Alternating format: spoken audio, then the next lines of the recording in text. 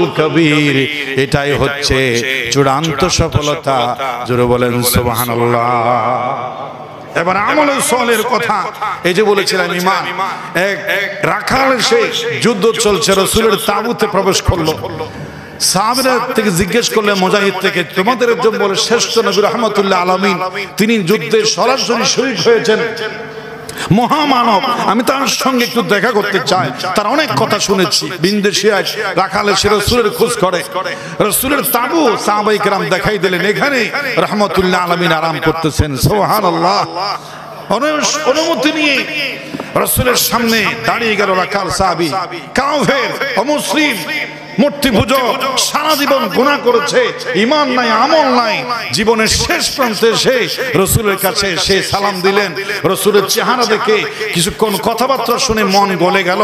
নিজের খুশিতেই বলল যে আমি আপনাকে খুঁজছি, আপনার কথাবার্তা, চাহনি, আশা, ব্যবহার দেখে আমার সন্দেহ নাই, নিঃসন্দেহে আপনি আল্লাহর পয়গম্বর। আমাকে পড়ায় দিন লা ইলাহা ইল্লাল্লাহু মুহাম্মাদুর রাসূলুল্লাহ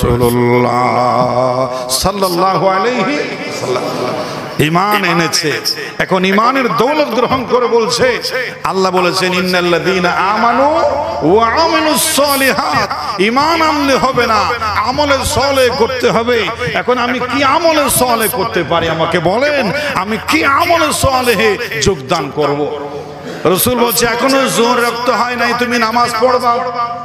এখন তো রমজান মাস নয়, তুমি রোজার নিয়ত করবা। তোমার তো সম্পদ নাই যে তুমি যাকাত দান করবা। রমজান মাস জিলহজ নয়, তুমি হজ করবা। এই মুহূর্তে কোনো আমল নাই, তবে একটা আমল আছে।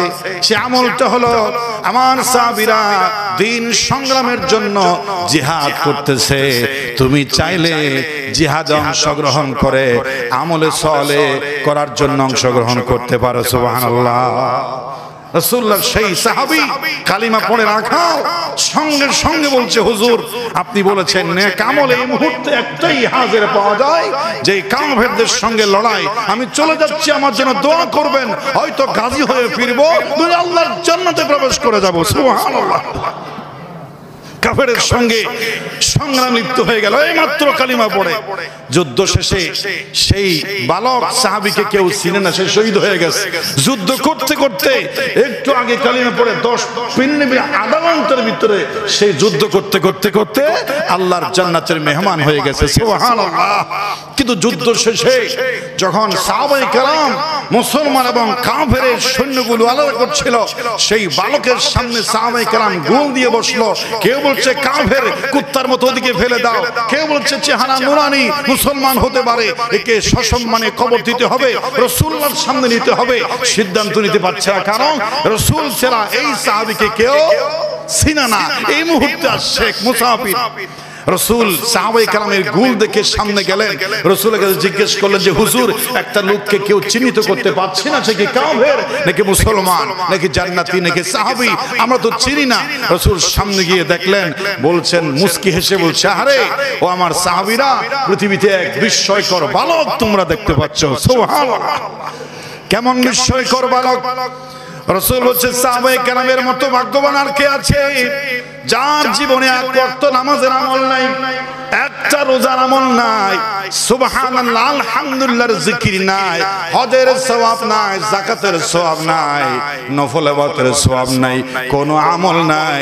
এই মুহূর্তে শুধু ঈমান এনেছে আর জিহাদে শরীক হয়ে একেবারে ঈমানের কারণে আল্লাহর জান্নাতের মেহমান হয়ে গেছে। সুবহানাল্লাহ। এর থেকে ভাগ্যবান আর কে আছে? একমাত্র ঈমানের কারণে। কিসের কারণে? লা ইলাহা ইল্লাল্লাহু মুহাম্মাদুর রাসূলুল্লাহ সাল্লাল্লাহু আলাইহি। একেবারে আমল ছোট থেকে ছোটটাও হিসাবে আসবে। আল্লাহ পাক বলেছেন, ফামান ইয়ামাল মিসকালা যাররাতিন خيرا يرى ومن يعمل مثقال ذرة شرا يرى কোন মানুষ যদি জর্রা পরিমাণ আমল করে, আমরা অনেকে মনে করি ছোট্ট কাজ করলেই কি না করলেই কি, এটা দ্বারা কি ফায়দা হবে কি লস হবে এটা হিসাবে আসবে না। আল্লাহ কোরআনুল কারীম বলছেন জর্রা জর্রা হিসাব হবে। আর জর্রা বলা হয় একটা বালিকে 70 টুকরা করলে এক টুকরাকে বলা হয় এক জর্রা। সুবহানাল্লাহ বলে একটা বালিকে 70 টুকরা করলে চোখে দেখা যাবে না।